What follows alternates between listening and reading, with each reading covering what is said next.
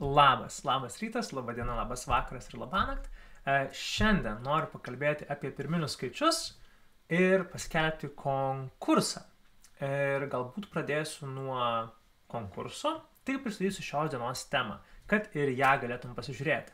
Taigi, noriu pakalbėti apie pirminius skaičius, čia netgi pasižymėjau temas ir potemes, kurias noriu paminėti, tai kas yra pirminiai skaičiai, jų pavyzdžiai, kaip juos surasti didžiuliame kiekyje skaičių, kodėl vienetas nėra pirminis skaičius, kam jie iš viso yra reikalingi ir kodėl pirminiai skaičiai yra naudojami kaip skaičių Lego. Na, netiesiogiai, bet iš esmės iš jų sudėliojami kiti skaičiai. Na ir jeigu bus laiko, papasakosiu apie vieną kitą įdomų faktą apie skaičių ypatybės. Gerai.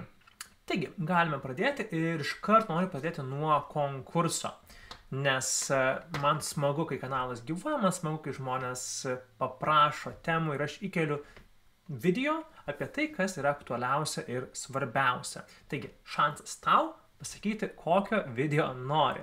Taigi, galite komentuoti į žinutes, į pranešimus apačioje, komentarus, kokios temos matematikos temos norėtum ir visi gali balsuoti, galite paspausti like ir 3 žmonės, kurių temos per pusantros savaitės surinks daugiausia patiktukų, tos, kurios temos daugiausia bus populiarios, tai jie gaus šitą nuostabų Among Usą. Taigi, geros naujienos, aš turiu ne vieną, o turiu dar, tai galėsite daugiau įkelti. Ir šitam video, šitam lange irgi matote Among Usus, taigi jų yra irgi net ne vienas, o ne tas mygtukas.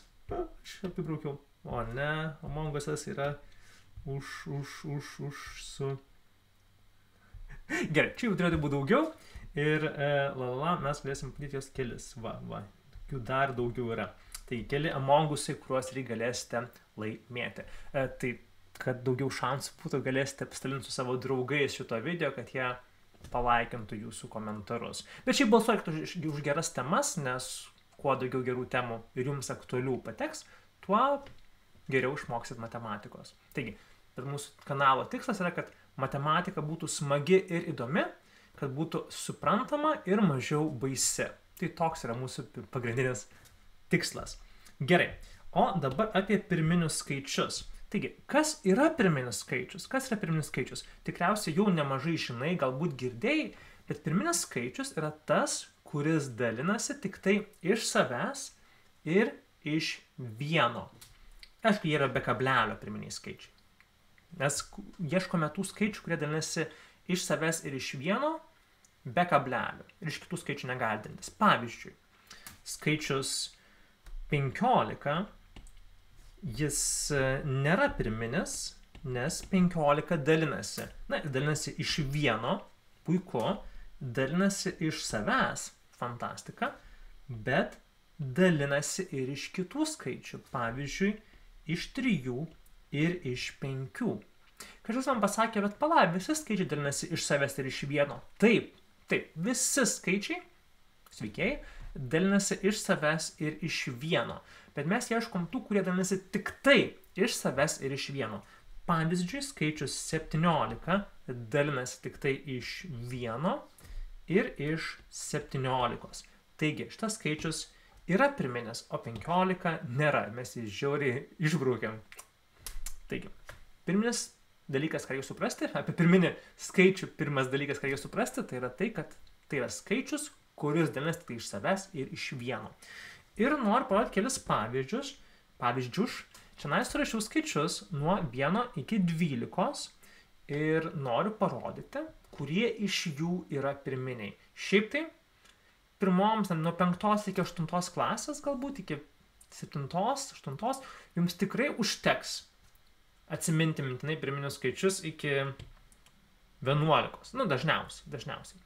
Kartais pravartu žinot 13, 17, 19 ir taip toliau, bet iš esmės dažniausiai naudosite iki 11. Pradžiai to užtenka. Ko sakau iki 11, o ne iki 12, nes aš surašiau visus daliklius, iš ko šitie skaičiai dalinasi. Ir mes matom, kad 12 turi net 6 daliklius. Taigi 12 jis nėra pirminis skaičius. 11 turi tik tai save ir 1, jis yra pirminis skaičius. Fantastika. Good job 11. 10 jis nėra pirminis, nes turi netgi 4 daliklius. 9. Kartais žmonės pagalvoja, kad 9 yra pirminis, bet ne. Jis dalinasi ir iš 1, ir iš 3, ir iš 9. Taip. 8 nėra pirminis, 6 nėra, 4 ir taip toliau. Turbūt stebėsite, kad dažniausiai pirminiai skaičiai yra nelyginiai. Taip? Bet 2, aš pabrauksiu žaliai, kurie yra pirminiai, fantastika. Bet skaičius 2 yra pirminis, nes jis turi tik 2 daliklius. Ir visi kiti lyginiai skaičiai dalinasi iš 2, tai jie nebegali būti pirminiai. Realiai, visi kartotiniai kokio nors skaičiaus nebėra pirminiai. Reiškia, visi skaičiai, kurie dalinasi iš 3, nebėra pirminiai. Visi, kurie dalinasi iš 5, nebėra pirminiai. Tai va. Ir čia įdomus klausimas. Pala, 1. Kodėl aš neapibraukiau 1? Nes 1 dalinasi iš 1 ir iš savęs. Kodėl jis neapibrauktas? Kodėl aš nesakau, kad yra pirminis? Ir toks yra bendras sutarimas. Vienetas nėra nei pirminis, nei sudėtinis skaičius. Sudėtiniai yra tie, kuriuos išbraukiau tenais, kur turi daug daliklių. Tai yra sudėtiniai. Vienetas yra ypatingas, yra savo kategorija.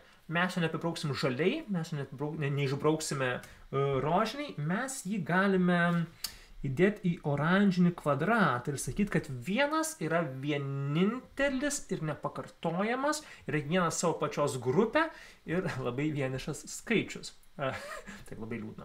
Taigi 1 yra labai vienišas skaičius, nes yra nei pirminis, nėra pirminių skaičių grupėje, nei sudėtinis, nėra sudėtinių skaičių grupėje. Ir kodėl taip yra? Nes anksčiau žmonės galvojo, kad galbūt 1 yra pirminis skaičius. Mes galėtume skirti 1 kaip pirminį skaičių, bet atsitinka kelios problemos.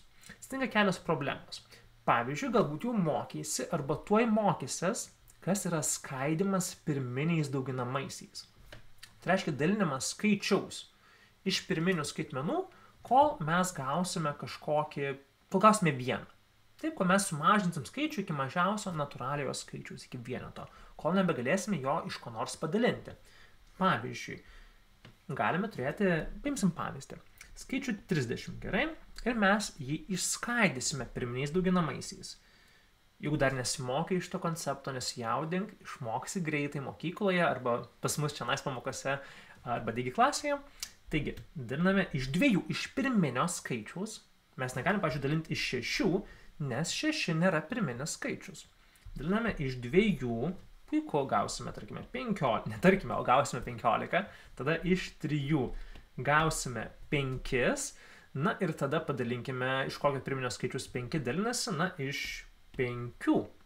Puiku. Gerai padirbėjome, gausime 1 ir jeigu 1 būtų pirminis skaičius, mes vėl dalintume iš 1, gautume 1, vėl dalintume iš 1, iš 1 ir taip nueitume iki begalybės.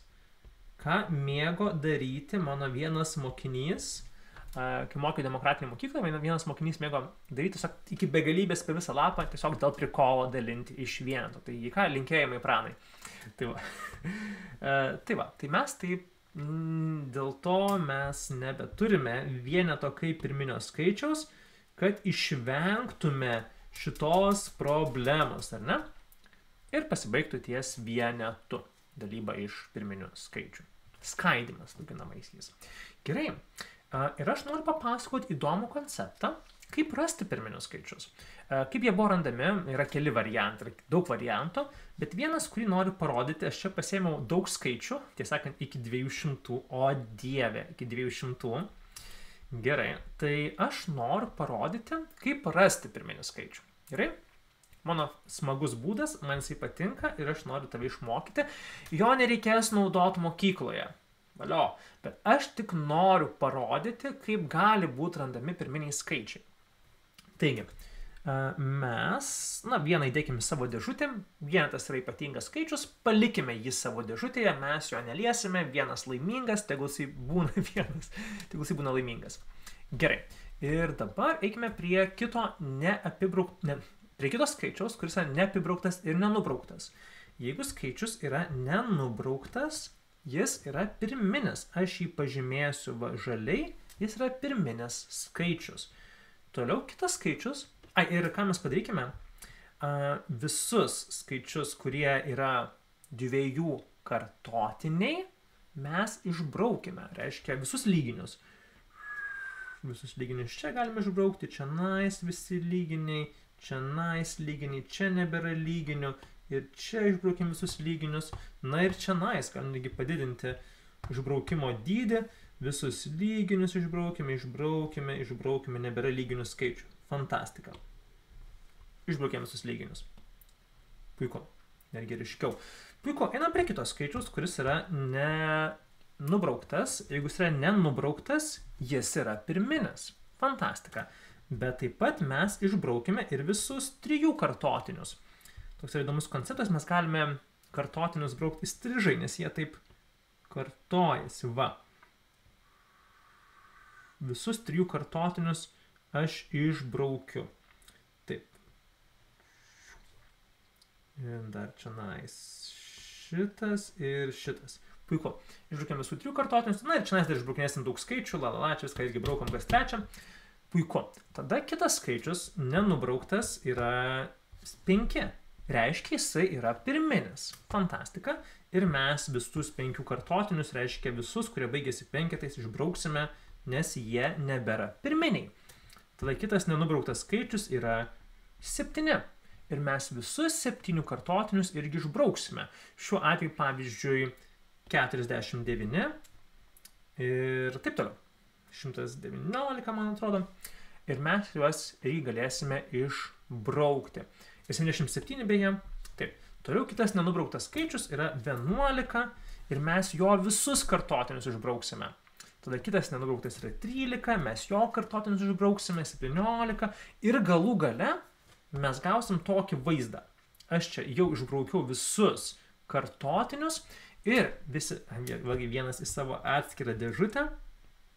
Taigi, iš esmės, jeigu mes išbraukinėjom kartotinius, kiekvienas neišbrauktas skaičius, prie kurio prieiname, yra pirminis, nes jis dar neturėjo daliklių. Jis dar nebuvo niekieno kartotinis. Taigi mes taip galime surasti skaičius. Ir jeigu, pavyzdžiui, tai būtų klausimas, ar aš šiek tiek daug ėjau ir išbraukinėjau visus skaičius, ar yra 79 kartotinių ir panašiai, tai ne. Kai mokysite šaknis, tai mums reikia, jeigu norim iki 200 rasti kartotinius, tai yra pirminius skaičius iki 200, tai mes turim tik tai tikrinti skaičius iki šaknies iš 200.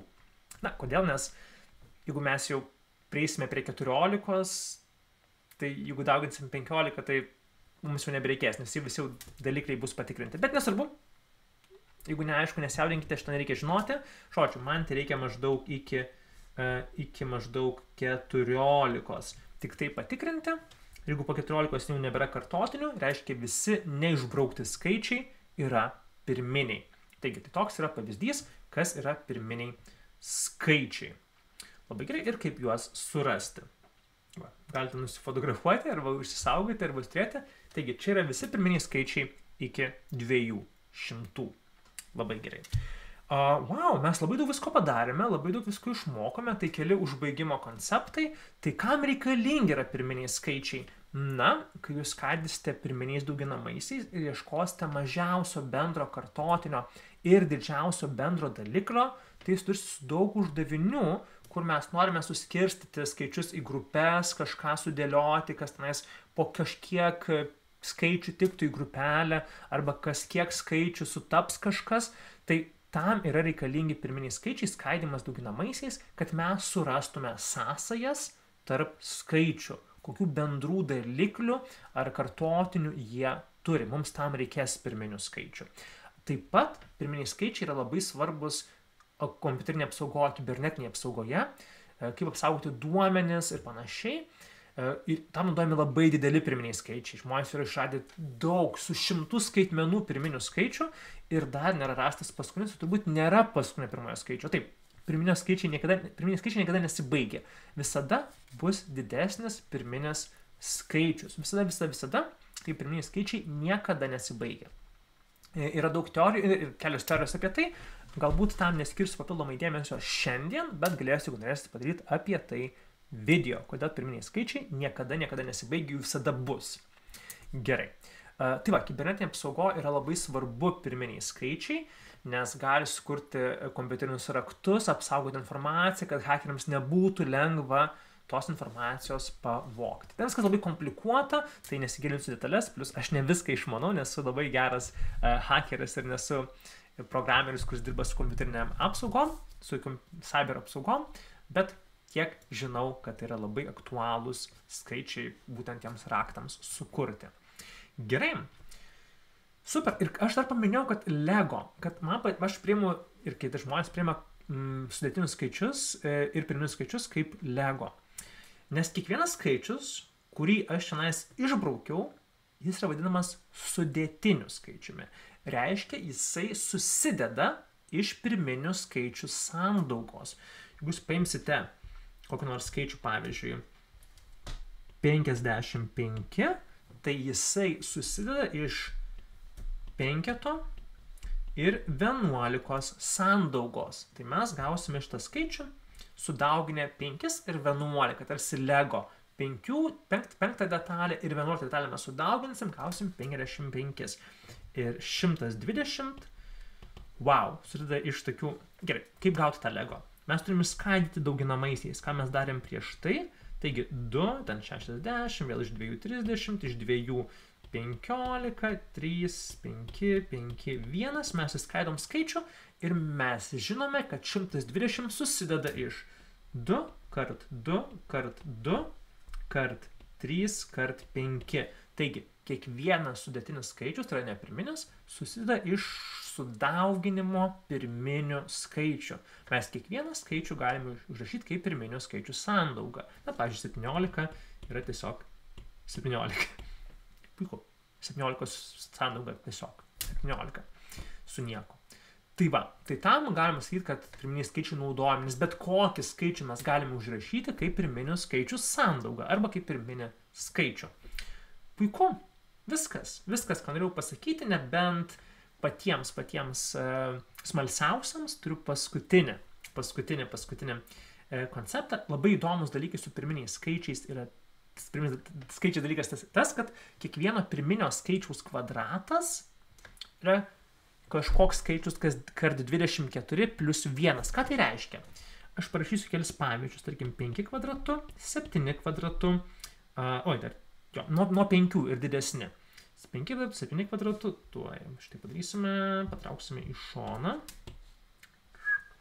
Gerai, tada ką mes dar turime? Turime 11 kvadratų, na ir turime 13 kvadratų, ar ne? Na ir dar turime, jeigu norite, 17 kvadratų. Taigi, aš surašiau kelis pirminius skaičius ir mes pakelkime juos kvadratu. Ir pamatysim įdomų dalyką. Taigi, 5 kvadratų bus 25, tai yra 24 plus 1. 7 kvadratų yra 49, tai yra 2 kart 24 plus 1. 11 kvadratų yra 121, tai yra 5 kart 24 plus 1. 13 kvadratų yra 169, tai yra 7 kart 24 plus 1. Ir galų gale 289 lygu 12 kart 24 plus 1. Taigi, labai įdomu, kad absoliučiai visi pasaulyje pirminiai skaičiai, jeigu jūs juos pakelsite kvadratu, jūs gausite kažkokią kart 24 plus 1 su visais pirminiais skaičiais. Su kitais skaičiais nebūtinai, kartais tai būna, bet nebūtinai taip veikia. o gal kaip visai neveikia, matysite. Taigi, ačiū labai, toks mano buvo trumpas pristatymas, kas yra pirminiai skaičiai, kaip jie veikia, kodėl jie veikia ir ką su jais galima žinoti. Tai tiek, labai džiaugiuosi, labai noriu papasakoti, parodyti pirminius skaičius ir primenu, kad yra konkursas. Galit laimėti šituos mažus mielus Among Us personažus, kurie mūsų yra kanalo ir digiklasės pamokų simbolis. Ir taip pat, jeigu norite digiklasės nuorodos, aš turiu nuorodos kuponą, pridėsiu apačioje į savo aprašymą. Tai tiek. Būkite laimingi, mokykitės matematikos, jos nebijokite ir sėkmės.